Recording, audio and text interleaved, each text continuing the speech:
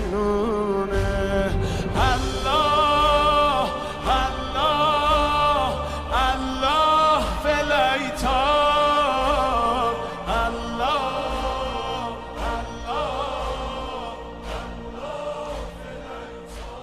أعوذ بالله من الشيطان الرجيم بسم الله الرحمن الرحيم لا حول ولا قوة إلا بالله العلي العظيم الحمد لله رب العالمين والصلاة والسلام على سيدنا محمد وعلى أهل بيته الطيبين الطاهرين المعصومين ولعنة الله على أعدائهم أجمعين من الأولين والآخرين آمين يا رب العالمين.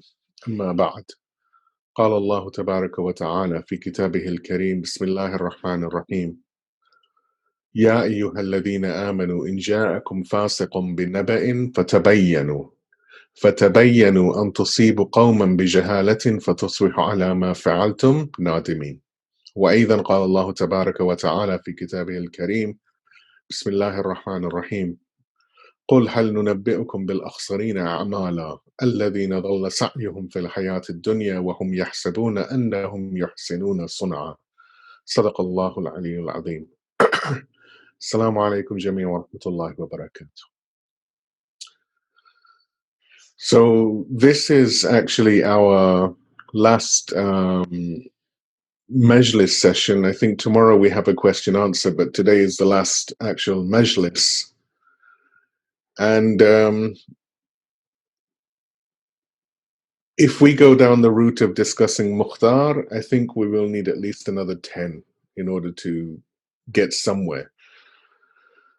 So I'll do a very, very quick wrap up on Mukhtar, and then the most important portion of today's session will be to see what actual lessons we can gauge from these 10 days, from the two ayat that we have been discussing and that have formed the bracket or the subject, if you like, of our sessions in these last days. So if you give me a salawat and we start, inshallah. Okay. So on the subject of Mukhtar, we got to the stage yesterday where Mukhtar has essentially, and we had to rush through so much, but he had made a temporary feigned alliance with the Zubairis in an effort to understand what was going on with them, to make sure that they can be neutralized. And when he was finally offered what he had asked for, which is the kingdom of Iraq, he declined and he left. Of course, the Zubairis didn't just leave it at that. They sent someone to be their governor in Kufa, and that person was ultimately deposed by Mukhtar when the Qiyam happened. And one of the tasks of the Qiyam, before the intention was handing the government over to Imam al-Sajjad, was actually to bring to justice people like Shimr, people like Umar ibn Sa'ad, people like Ubaidullah ibn Ziyad and Khuli, and all of these people, Sanan, all of these people that were explicitly instrumental in the massacre of Karbala. And of course, this is the smaller revenge, because this was a revenge to those specific people. The greater revenge is when any people, any concepts, any organization, any entity that has the qualities that are Yazidi, that are Shemri, that are Umar ibn Sa'ad type, such entities, such regimes are removed once and for all. And that, of course, will happen when Imam al-Mahdi Ajalallah Ta'ala Farajahu Sharif returns. And this is why Imam al-Mahdi has also got the title of the one who will avenge the pure blood in Karbala. So Mukhtar, and along with his associates, they managed to bring these people to justice, including people like Hormala, including people like Shimr, Umar ibn Sa'ad, Ubaidullah ibn Ziyad, Sanan bin Anas, and so many other people. But during this entire time that they were going out, seeking out all of these peoples, two things were happening which made the task harder. And this is a very important point. Unfortunately, there were people within the Muslims, within Kufa and its outskirts, who were giving protection and who were giving sanctuary to these criminals. And this caused a lot of problems, especially when some people, when they found that the person they were giving sanctuary to had been arrested and then brought to justice, when these people began to associate themselves and work with the Zubayris, because the Zubayris had lost their power in Kufa. And of course, they're not going to just like any despot, when they've lost their power, they're not going to just sit down and say, well, oh, well, we'll put that down to experience and move on. No, they're going to rally an army. And one thing which I'm not sure I mentioned yesterday or the day before is that Abdullah ibn Zubayr had a brother. And this brother's name was Mus'ab. And Mus'ab was extremely arrogant, extremely big. He was the out of the three brothers of Abdullah bin Zubayr, he was the eldest one, and he was considered to be the inheritor of Zubayr. And he had been given Zubayr's sword, and he was the one who was like the flag bearer and the general from within the Zubayri camp. He especially didn't like it when Abdullah bin Zubayr brought Mukhtar, agreed to work with Mukhtar and, brought Mukhtar into the fold, as it were, to be a general. He felt very jealous. And ultimately, when Mukhtar absconded and refused to accept absconded is not the right word, but when Mukhtar refused to accept the governance of Iraq as with the Zubayri authority, and he left himself, and then of course he made the Qiyam and all of this, the Zubayri Khalif was of course extremely angry, and Mus'ab began this whole idea of, well, I told you he was a bad man, you should now let me go and do what I need to do. So Mus'ab was sent to Kufa to take over the government, not immediately, but after a few other people had gone to do some reconnaissance and all of this stuff. Again, like I said, I can't go into all the detail. I have to rush through it, unfortunately.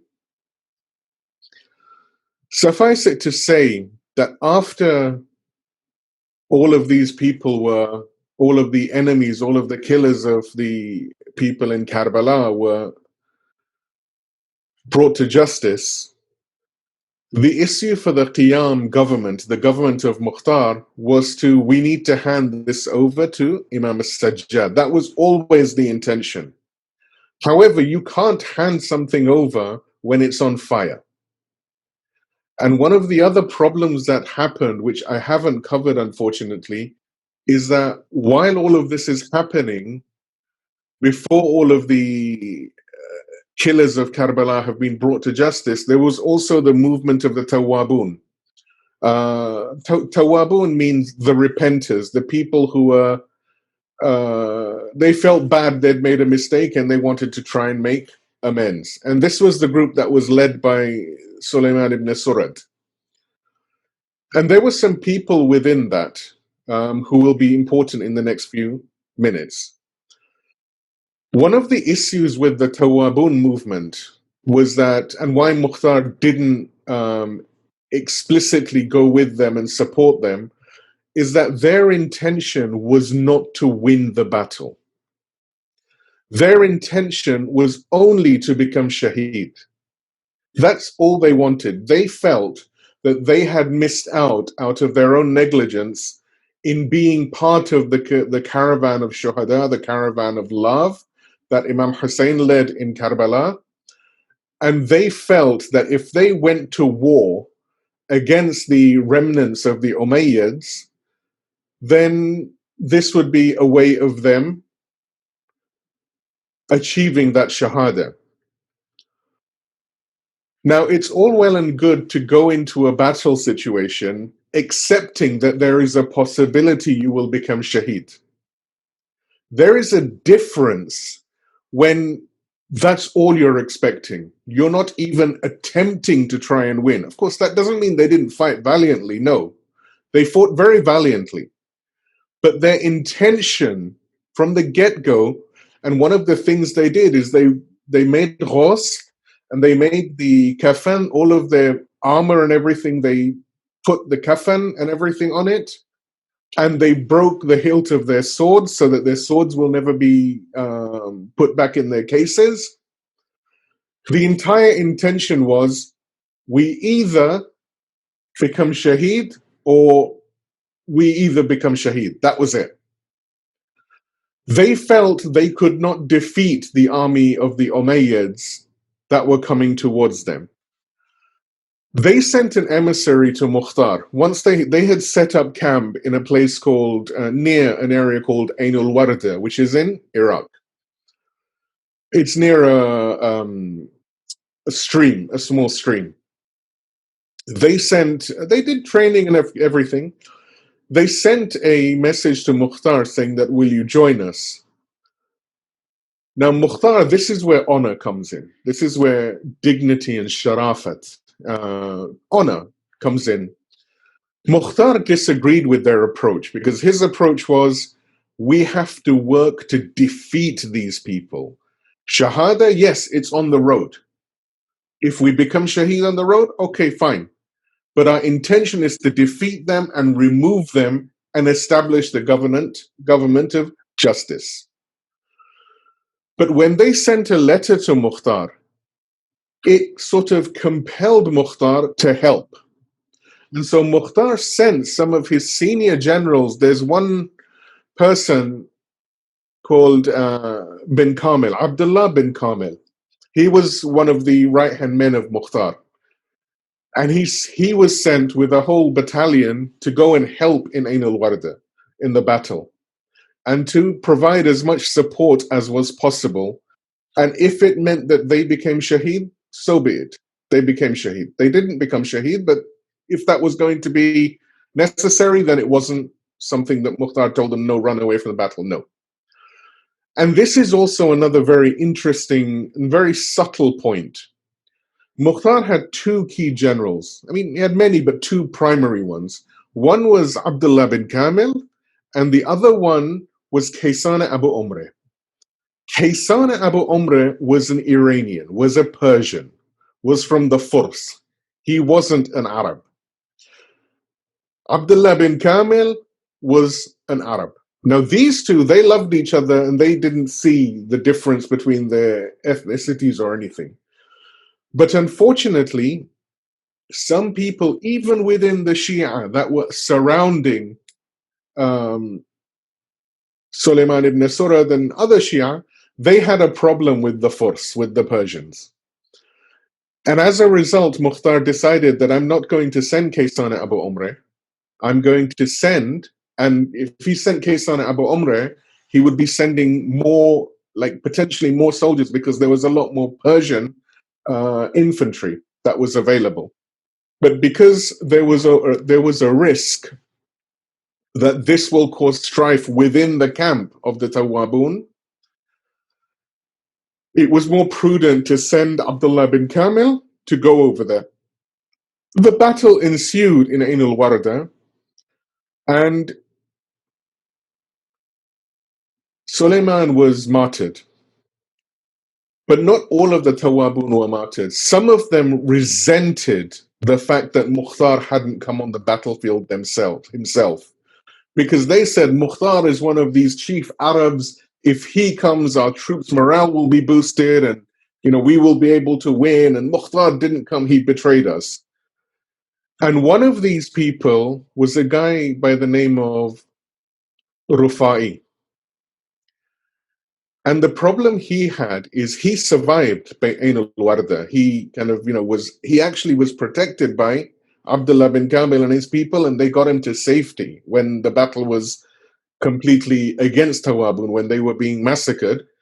It was bin Kamil and people that took him to safety.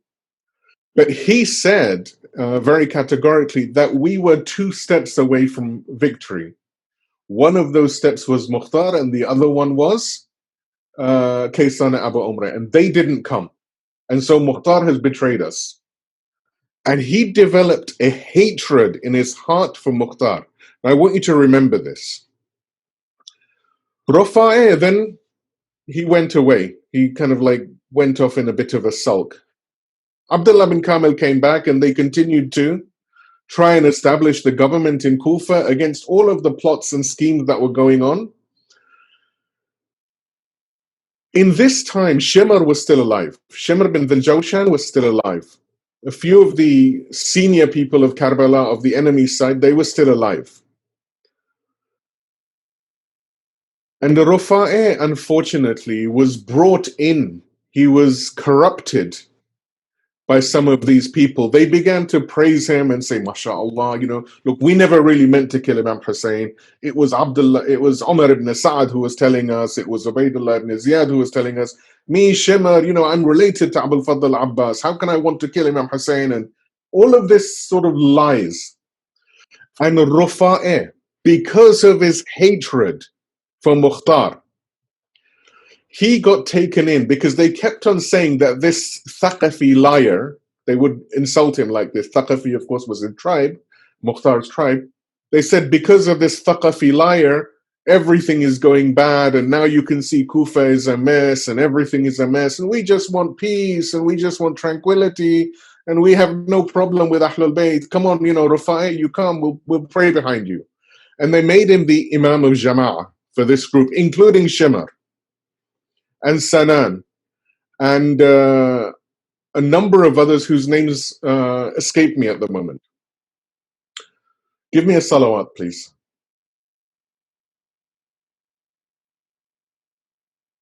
So Rafa'eh, who was a Shia, a mu'min man, someone who loved Ahlul Bayt, he was so heartbroken that he couldn't be with Imam Hussein in Karbala that he joined the Tawwabun to try and make amends.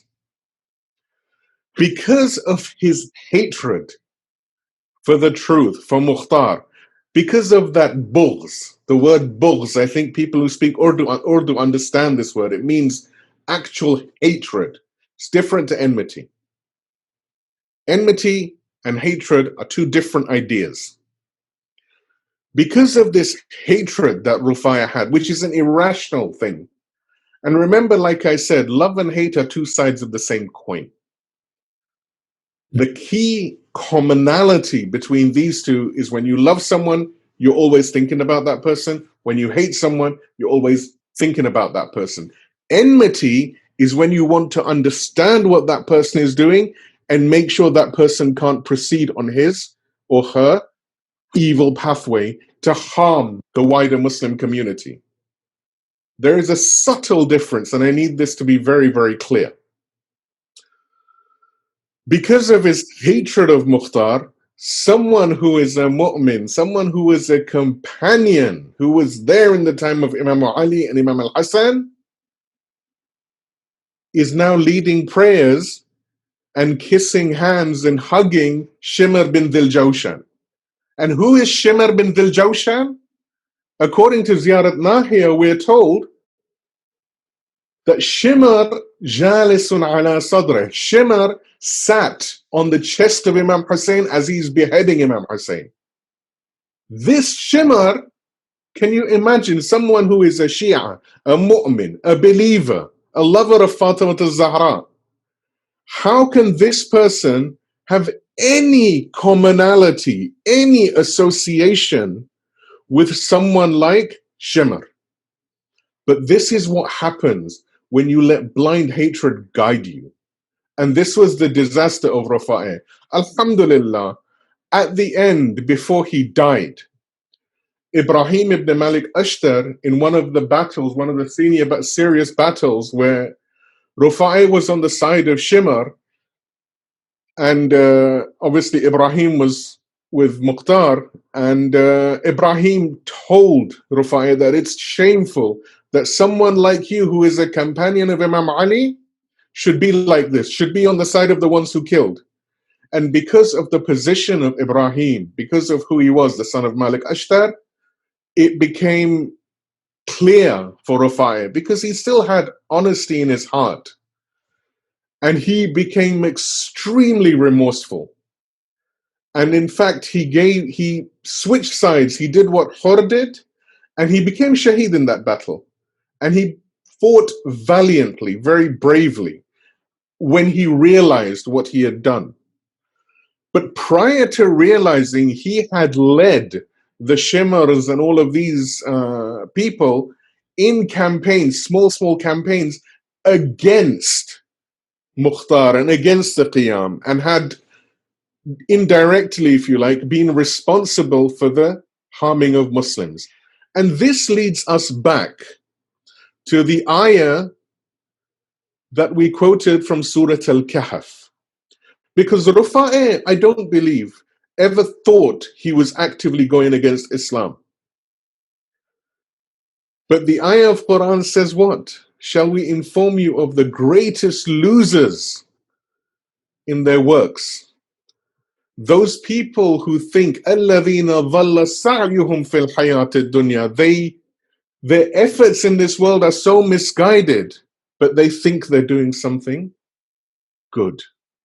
So this is a very important lesson, and I know I apologize for having rushed through it, but this is just one of the many lessons that we need to derive. So moving on from that, when all of the initial issues had been solved, when the major battles of the Qiyam against all of these killers of Ahlul Bayt was somehow resolved, you had the next problem immediately. And like I said, Mukhtar can't hand the government over to Imam Sajjad while the Zubairis are breathing down the neck of Kufa. And the Zubairis knew that Mukhtar was in touch with, they had, through their spies, they had discovered that Mukhtar is in touch with Muhammad bin Hanafiyyah. And being in touch with Muhammad bin Hanafiyyah, they knew, is essentially being in touch with Imam Sajjad. And so they arrested Muhammad bin Hanafiyyah. And they put him in a tent near the Kaaba, and they held, they made armed guards. Now this is Kaaba. Kaaba is a place where you're not supposed to have weapons. But they had placed armed guards around that tent, which was in the precincts of Masjid al-Haram. This is the Zubairis had done this. Mukhtar needed to find a way to liberate him. And when he spoke to some of the believers, that mainly these were traders, but they were people who were Shia and they would work with Mukhtar, they were mu'mineen.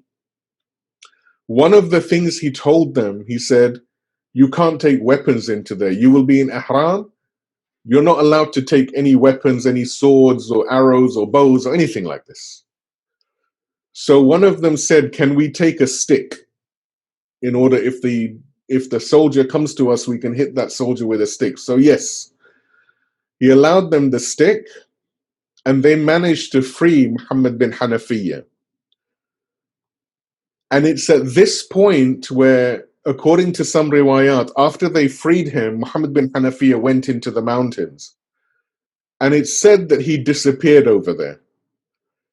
And it's because of this, there are some people, because he used to use the name Al-Mahdi when communicating with Mukhtar, specifically, it was a specific name deliberately chosen. Some people decided that he was the Mahdi and he had gone into Ghaiba in some of the mountains surrounding Mecca. Of course, he is not. And ultimately he passed away. But we're not going into Muhammad bin Hanafiyyah at this stage. Give me a salawat, please.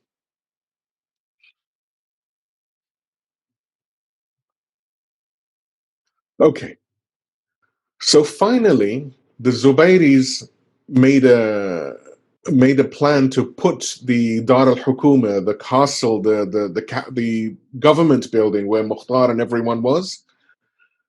They said, we're going to put this under siege because of bribery, because of corruption. Unfortunately, they managed to make a lot of headway into the streets and areas of Kufa. And ultimately, they came and they put the whole Dar al-Hukuma, the whole castle of Kufa, the government center of Kufa, under siege. And they blocked off the water and they blocked off the food. And they basically said, right, we can't attack you directly because you're behind a strong wall and you've got the advantage of the high ground. But we're just going to wait until you run out of food, until you run out of water. And at this stage, after some time, according to different riwayats, it's either 3-4 months, or some people say even up to like 8 months, 9 months of holding this siege that Mukhtar managed to hold. There came a point where they had to step in and confront the enemy because there was a problem with food, there was a problem with water. The enemy was getting impatient as well because a siege affects both sides. It affects the sieged and the sieger. The one who is sieged, of course, they have the problem of they are constantly they can't go out anywhere, they can't get food, they can't get supplies. But the one making the siege also is under siege. And when we think about a siege, maybe it's good for us to understand the situation in Gaza. Because while we have our heroic brothers and sisters in Gaza who every day they make a great and holy resistance just by living, they are hurting, but they are brave, they are strong, and they are firm, and Allah give them more tawfiq and more strength and ultimately victory. But for the enemy that is surrounding Gaza, that constantly bombs Gaza, this is also extremely difficult. If people want to understand this in a little bit more detail, as in before and after, go and study the occupation of Lebanon from 1982 to 2000. And one simple thing I will give you that the Israelis say about Lebanon, which they had occupied and they had kept it under siege. Nothing could come in or out.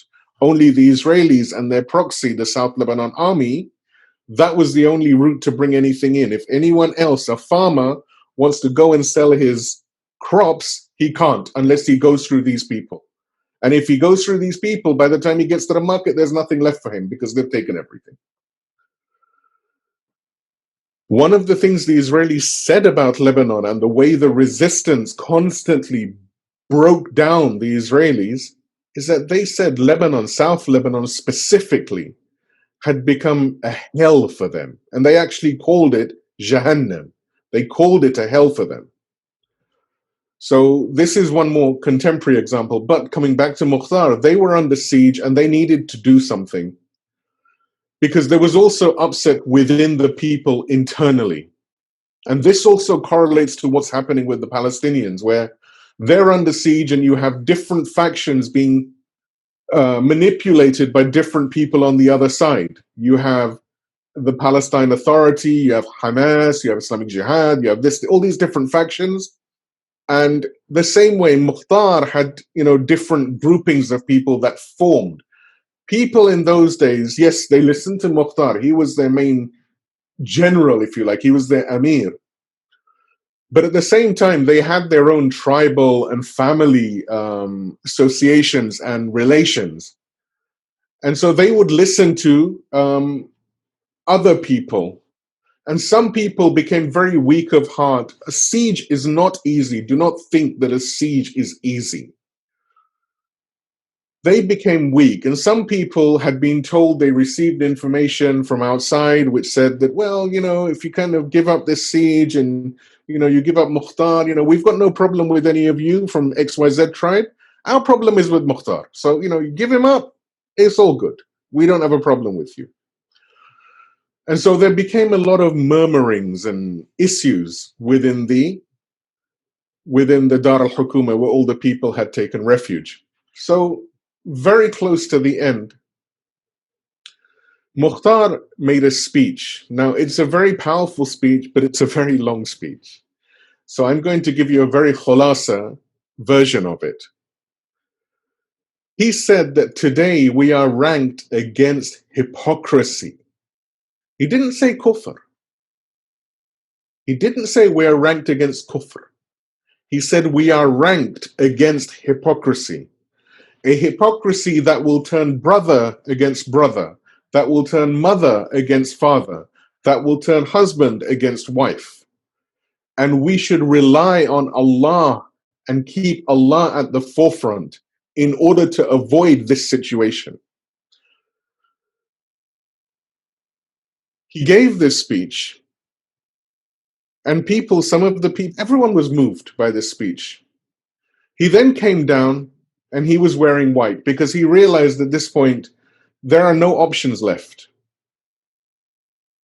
It's not possible for him to be arrested by the Zubairis.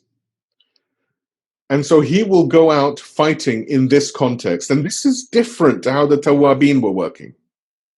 This is not to say that Mukhtar had suddenly become a Tawab type person. No.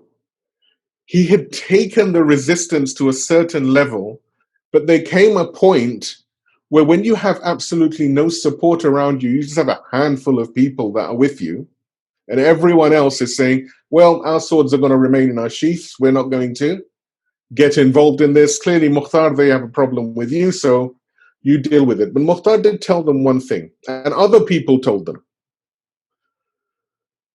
that you're trusting these Zubairis. Understand one thing. Once they've dealt with Mukhtar, they will cut you all up like sheep. They will literally massacre all of you. And that is unfortunately what happened when they killed Mukhtar. And it is said that he died at the door of Masjid al-Kufa, reaching towards the mihrab where Amir al-Mu'mineen was martyred. Other riwayat say he actually died at the same mihrab. He managed to get into the masjid while wounded, and he crawled his way to the mihrab where Amir al-Mu'mineen was made shaheed by Ibn Muljam, and he died over there. But when he went, the atrocities that the Zubairis committed on Kufa, really, they were something else. All of the people who had taken refuge inside Dar al-Hukuma, all of them, without exception, men, women, children, elderly, everyone was laid to slaughter. Entire generations were wiped out by these Zubairis. And one of the most important lessons at this stage is what Mukhtar was saying, that we are fighting hypocrisy. We are fighting nifaq. One of the biggest dangers in any Muslim society is nifaq. When you have someone who is an open enemy, it's easy. It's easy. If someone is an open enemy, it's clear. You can see the enemy, everything is straightforward. The danger is the waswasa of shaitan and of those who have become agents of shaitan. And this is what tears societies apart. This is what tears families apart. This is what tears communities apart. And on the back of that, when someone comes to you regarding your family, regarding your community, regarding the Muslims at a wider level, and let's say someone comes to you, and we have heard this unfortunately from the minbar by some unscrupulous individuals. When they come along and they say that, for example, the Palestinians are Nasibi. What does Nasibi mean? Nasibi is someone who has hatred for Ahlul Bayt. When someone says this from the minbar, what purpose are they trying to serve? They are trying to create a rift between the Sunnah and the Shia. Because yes, our brothers and sisters in Palestine, they are Sunnah. But that doesn't matter. If they are Sunnah, if they are Shia, if they say La ilaha illallah wa anna Muhammad Rasulullah sincerely, khalas. There is no issue. And they are not Nasibi. They are not enemies of Ahlul Bayt. Inside Gaza, there is a masjid called Masjid Imam Ali. There is a masjid for Sayyid Zainab. There is a masjid for Imam al-Hussein. If people, and any Ahlul Sunnah, real Ahlul Sunnah, cannot be an enemy of Ahlul Bayt. Because according to even Imam Malik, one of the Imams of the Ahlul Sunnah, he said that your namaz, your prayer is unaccepted if you don't send salutations on Muhammad and Ali Muhammad. So on that note, give me a loud salawat in your own homes. So sometimes when people heard this type of propaganda against the people in Palestine, I'm using Palestine purely as an example at the moment. When they hear this type of propaganda, they immediately accept it. And they start saying, yes, I had read this book in XYZ book or XYZ book that, such and such person in Islamic history did such and such thing, and the Sunnis love him, and the Sunnis are evil, and this is bad. And this is not Islam. Who does this serve? This serves no one except the enemies. So whenever we are given any information, be it from someone dressed in these clothes, or someone wearing normal, regular, a shirt and t-shirt, whenever someone you do not know as reliable, when such a person, and even if you think of that person as reliable, if they say something that is khilaf mantiq, that is against your logic, that is against Islam, verify it, confirm it. Don't just accept it. Allah subhanahu wa ta'ala is telling the believers, He's specifically speaking. Allah in Quran sometimes talks to Ya ayyuhan nas. Ya ayyuhalladhina amanu is when He speaks specifically to the mu'mineen. Ya ayyuhan nas is when He speaks to all of humanity. When He says Ya ayyuhalladhina hadu, He's speaking to the people of the Jews, the Jewish people. When He says Ya ahlul kitab, He's speaking to ahlul kitab. Over here, it's explicit. It couldn't really get much clearer. He's talking to those people who believe. Ya ayyuhalladhina amanu. In ja'akum fasiqun binaba'in fatabayyanu. If someone who is a potential fasiq, potential troublemaker, potential mufsid, someone who makes who likes to create trouble. I think the term nowadays they use is create controversy. If someone, their entire purpose in life is to ignite some sort of controversy, I think some people call them devil's advocates as well, where they say something to elicit a response. There's no real learning to be done in such a conversation, but it's to elicit a response to take out what is hidden inside. Ya ayyuhalladhina amanu in ja'akum fasiqun binaba'in fatabayyanu. So whatever that person says, Allah is not saying reject it. He's saying verify it, confirm it, get a second opinion, get a third opinion. What's the reason? أن تصيبوا قوما بجهالة فتصبحوا على ما فعلتم نادمين. Because if you don't, and that information, for example, someone says to me that, oh Shabbir, the Palestinians, they're Nasibi. And I listen to this person, I say, subhanallah, this man, he's clever, mashallah, he speaks such a nice Arabic accent, I love him. Maybe he has lots of tattoos, I don't know. Subhanallah, he's a wonderful man. I will listen to what he's saying blindly. Okay. I then start working actively against the Palestinians because, of course, I am a Shia. I love Imam Ali. And anyone who is against Ahlul Bayt, of course, I have a problem with them. This person doesn't come and tell me that the people occupying Arabia are Nasibi. The people who have destroyed the house of Fatima al-Zahra, the house of Rasulullah, the house of Khadija al-Kubra in Mecca and Medina, he doesn't tell me these people are Nasibi. He tells me our brothers and sisters in Gaza are Nasibi. If I accept it and I insult our brothers and sisters in Palestine, I work against them. Let's say no one tells me in my entire life. When I die, Allah subhanahu wa ta'ala won't let me just get away with it. He won't give me a green card because, I cried for Imam Hussein, Fatima al-Zahra gathered my tears as diamonds, and suddenly I have a big house in heaven. No, it doesn't work like this. Fatima al-Zahra, our tears, diamonds, what rubbish is this? No, come on. When I go into my grave, even if I am the most mukhlis mu'min, I still have to answer for everything I've done. And if I have been my entire life bearing hatred or having enmity with the Palestinians under the proviso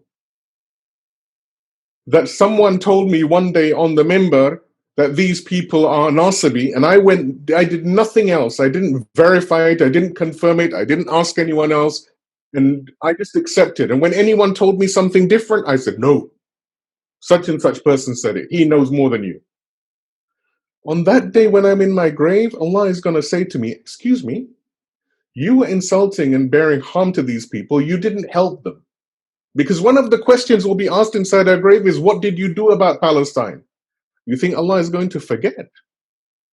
Allah will ask us, what did you do about Palestine? Palestine was where people are dying because of Islam. What did you do about Kashmir? What did you do about Yemen? People have said to me that, Shabbir, when you speak about Yemen, these people are Zaydis, we don't care about them. I said, haram on you, haram on your family, haram on that milk that your mother gave you. They are Muslim. They are mustad'af. We have a duty to be with them.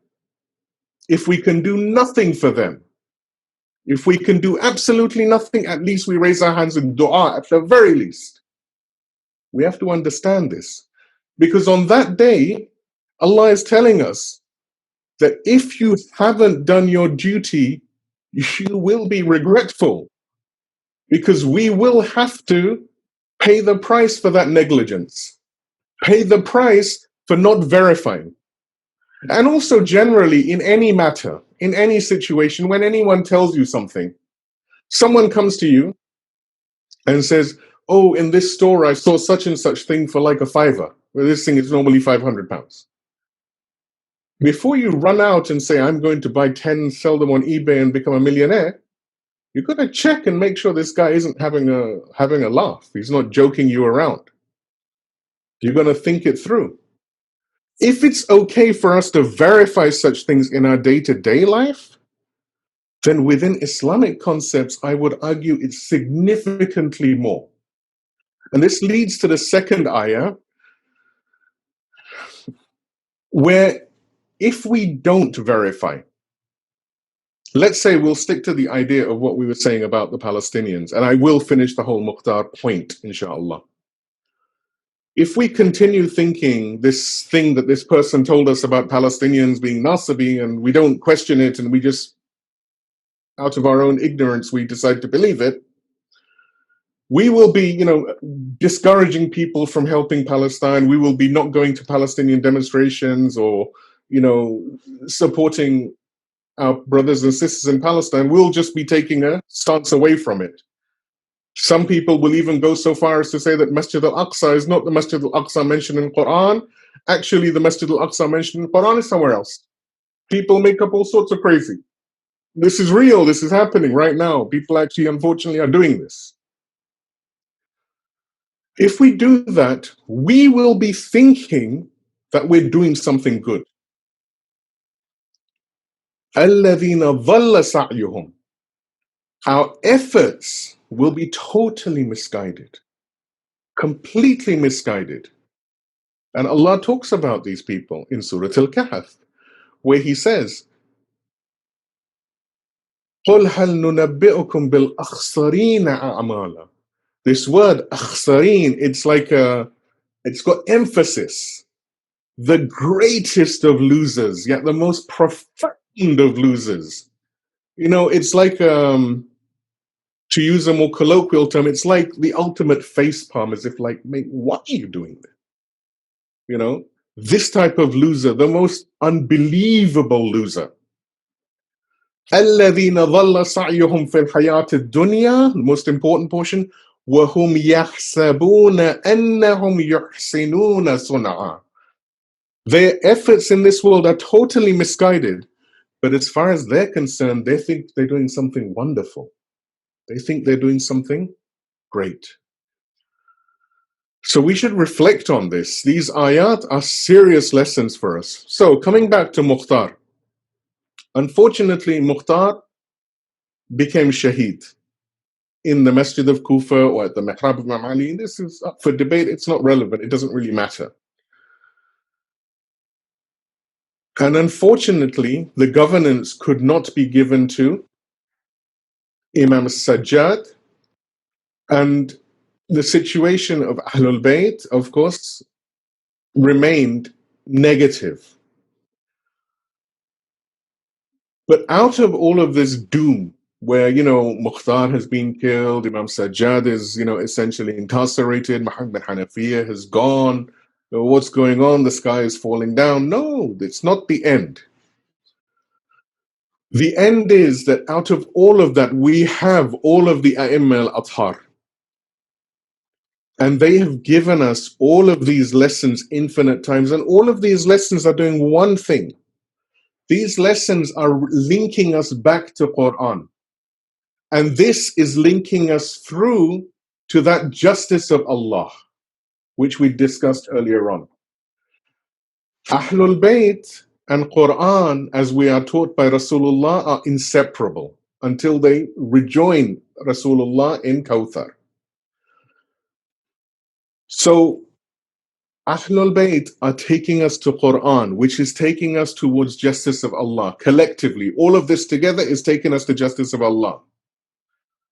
It is taking us to be successful through that pathway, that door of Ma'ad, to ultimately reach the true tawheed of Allah subhanahu wa ta'ala.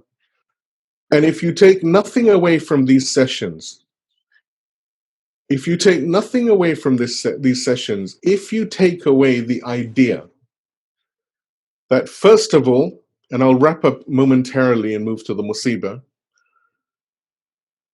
that first of all, develop that relationship with Allah, that genuine relationship, that He is your friend.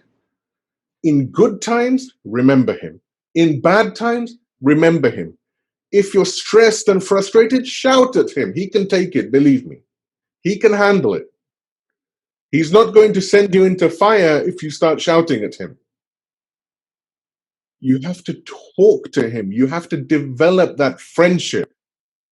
Think of Him like your best friend. I can't emphasize this enough. And as you develop that connection to Allah, read Quran to improve that connection. We are taught in the Hawza, and the ulama of akhlaq also teach this, that Quran is when Allah is talking to you, and dua is when you are talking to Allah. And Allah in Quran says what? Ud'uni astajib lakum. If you call upon me, if you want to have a banter with me, if you want to talk to me, astajib lakum, I will always reply. He will never turn around and reject you and say, sorry, man, I'm not interested, I'm busy. You know how sometimes when someone calls us and I say, oh my God, it's this brother again. No, okay, I'll talk to him later. No, Allah will never do that. He's the only person you can call Him and He will always pick up. Even if His phone is engaged, He will still pick up because His phone is never engaged. So develop that connection with Allah. Develop that connection with Quran. Read Quran regularly, daily if you can. And read it in your own language. While yes, reading Quran in Arabic is valuable, it has benefits without a doubt. But read it in the language you understand. and read it such that you read an ayah or a block of ayat, think about them. And finally, always, always check what's going on around you. Be aware of the schemes and plots and games of the enemy. The enemy wants you to fall into his or her trap. The enemy wants you to become confused.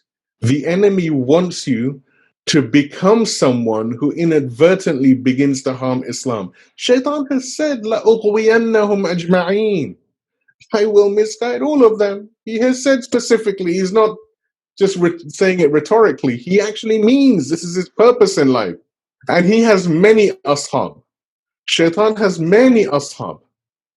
So we have to try and be those people who are Ansar Allah, the ones who help Allah. Of course, Allah doesn't need our help, but help the cause of Allah, who become the people who are willing to work for Allah, who become the Rijal Allah, the men of Allah, the women of Allah, the people who put Allah before everything, and who aspire to become like the heroes of that caravan of love. And moving into the musibah, when we think about this caravan of love, Sallallahu alayka ya mawlaya ya Aba Abdullah. Sallallahu alayka ya mawlaya ya ibn Rasulillah. My dear brothers and sisters, when you think, and I want you to think and imagine this, when you think of that beautiful caravan of love, one of the most important activities that that caravan of love did was that prayer of fear. And before that prayer, there was a voice that was calling out, Allahu Akbar. And when everyone heard this voice, there were tears in their eyes and there was a glow in their hearts because they were reminded of Rasulullah. Of course, the voice I'm talking about is Ali al-Akbar, the son of Abu Abdullah al-Hussein. He was the apple of his father's eye. He was the younger brother of Imam al-Sajjad, who was on the bed extremely unwell in Karbala. And again, for that there is a maslahah. There is a reason for Allah. So I want you now to imagine the day of Ashura. The night has already passed. The morning has passed and many of the companions have gone into battle and become shaheed. You have this young man, this handsome man, who keeps asking his father, saying, "Oh, my father, please let me go to the battlefield." And the father says, "No, I can't. Go and ask your mother, go and ask your sister, go and ask your aunt. If you go, then all of the family will be distraught. I cannot let you go into the battlefield." Qasim ibn al-Hassan asks many questions many times and says, and finally Qasim bin Hassan presents the letter and he becomes shaheed. Ali al-Akbar is seeing this and he implores his father, he asks Abu al-Fadl al-Abbas, he asks Sayyid Zainab, and finally, and so reluctantly, imagine a father giving his son permission to become shaheed. Any of you who have children, young, youthful children, maybe 18, 19 years old, how many of you will have the strength and the courage and the reliance on Allah subhanahu wa ta'ala to tell your son, Ya Allah, go? Imam Hussein knew that this was the ultimate exam from Allah, the ultimate test. The whole of Karbala, he had seen one after another of his beloved companions and many beloved family members go onto the battlefield, never to return.